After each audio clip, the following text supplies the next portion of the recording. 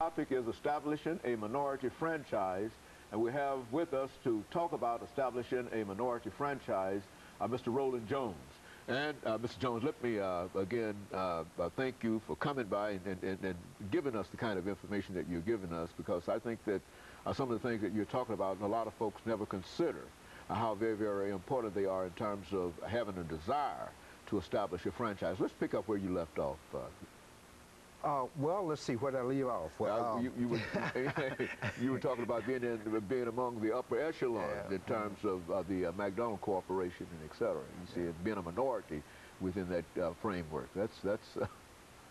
Well,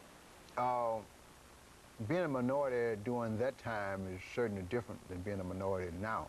Of course, back when I started, when I mentioned, washing the trash cans my first day, and being the only minority in the state of Virginia, and then less than a year later, being a general manager of a restaurant, in that same state, and couldn't even go to a dentist up the street when I had a horrible toothache because it didn't take color. Okay, okay.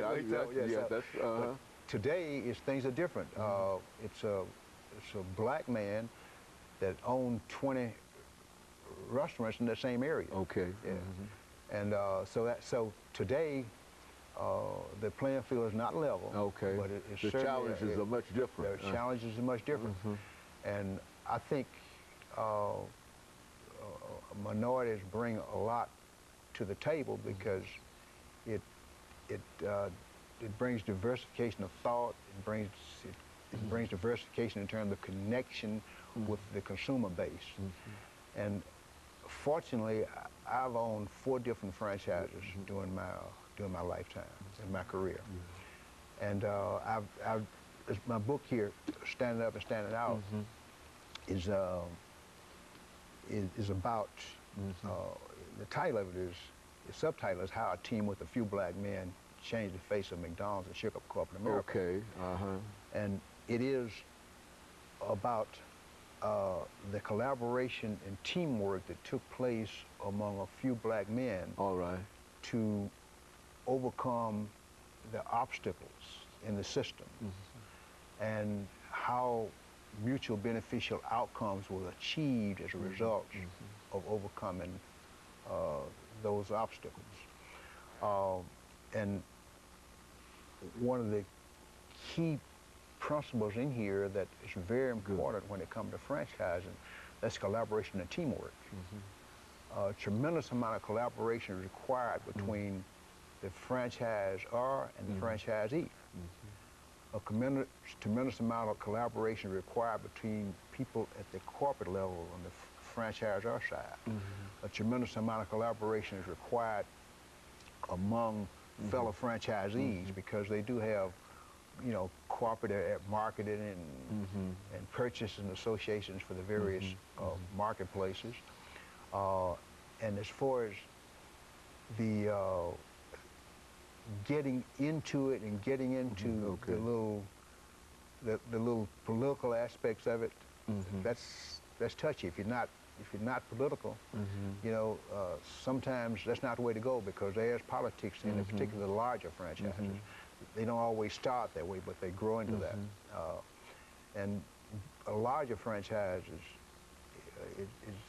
is good. I mean, those that have been around and established, they're very good, but they're political. Yeah, political. Where the smaller ones, you don't get the kind of service, and you have to work a lot harder. But there's another book I have here, and I think it's very important. I mean, this, of course, Stand Up, Stand Out is my book. I recommend that to anybody. And it's well worth recommending. I've read it. But it's got all all the obstacles and how you overcome them and how to collaborate. That's why we wanted you to talk about some of those things. Well, it ends with my principle of standing up and standing out. And standing out is very important when it comes to growing as a franchisee.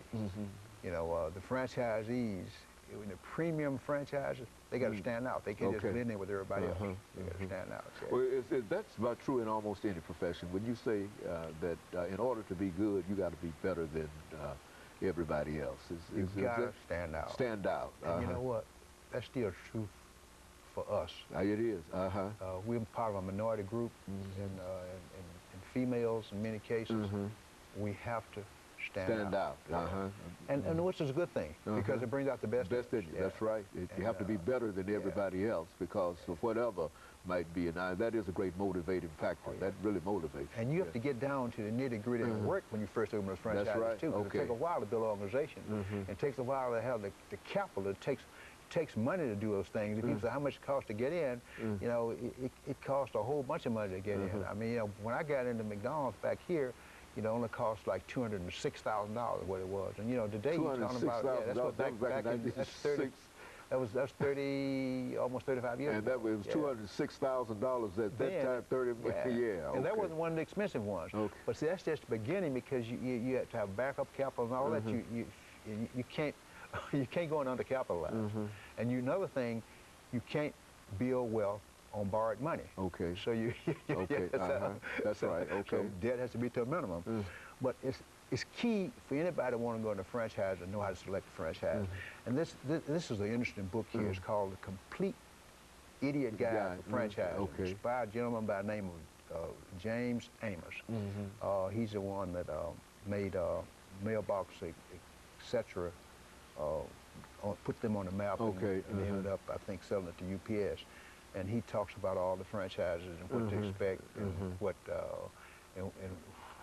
not to expect, and that kind of thing. It's just very good for people trying to make a decision. And it's very simple too in language where people can understand it. But most franchises are very basic, you know, and some of them are just basic, nitty-gritty, working hard, taking care of customers.